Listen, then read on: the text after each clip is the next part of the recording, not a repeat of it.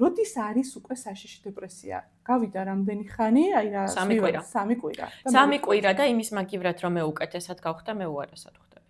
ანუ უფრო სევდიანდები, უფრო ვქვავდები, უფრო ვიზოლირდები, უფრო უარესი დედა მგონია თავი. არა და მარტივდება პროცესი და უკეთესი დედა უნდა მეგონოს თავი და ბავშვიც უფრო შემოდის კომუნიკაციაში და არ არის მხოლოდ რაღაცა მოსავლელი, მომტირალე, რაღაც ობიექტი, ანუ უკვე გიყალიბდება ესეთი მიჯაჭვულობა, რომ არსება ცოცხალია, მარტო პასუხისგებლობა არ არის და წესით უნდა ადვილდებოდეს.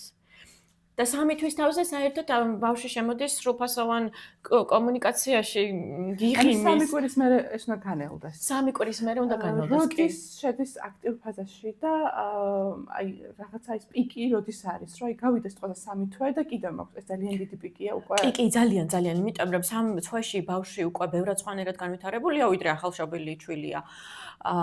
მაგალითად ამ ეტაპისთვის ბავშვი უკვე კარგად ხედავს დედის სახეს და შეუძლია კომუნიკაცია მიმიკით და თუ დედას აქვს მზაობა, ის უკვე რაღაცნაირად ბავშვთან ამყარებს გიადვილებს და გიხარია, მე მახსოვს ეს როგორ გამიხარდა, იცი? აი, რომ გავუღიმე და უკან გამიღიმა, ცნობიერად გამიღიმა და არა უბრალოდ მიმიკურად რო იღიმებიან და ხელფეხს რო აქნევენ და რამდენად მნიშვნელოვანი იყო რომ მე ამის აღქმის სივრცე მქონდა.